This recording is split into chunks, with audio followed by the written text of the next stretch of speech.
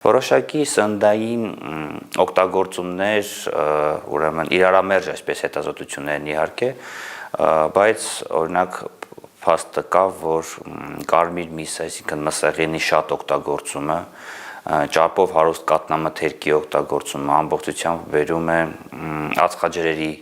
չափից շատ օգտագործում, այսինքն որոնք բերում են այսպես քաշի ավելացումին, դրանք նպաստում են, որպեսզի շագանակագեղձի քաղցկեղը ավելի արտահայտիչ հավանականություն ունենա առաջացման։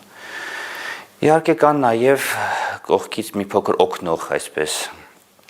սննդամթերքներ, բանջարեղեն, մրգեղեն, որոնց օգտագործում այսպես կարծես բեռնաթափում է օրգանիզմը եւ նպաստում է, բայց էլի եմ ասում, այս բոլոր տվյալները այդքան էլ ամբողջությամբ հաստատված չեն, այսինքն կան հետազոտություններ, որոնք ասում են, որ դա այդպես է իսկապես,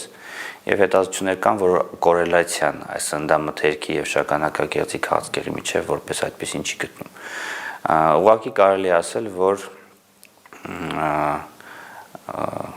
առողջ ապրելակերպը, ցածր քաշի արկայությունը, սորտով զբաղվելը, այս ամենը իհարկե ընդհանուր օրգանիզմին օգնում է, որպեսզի ընդհանուր օրգանիզմը առողջ լինի։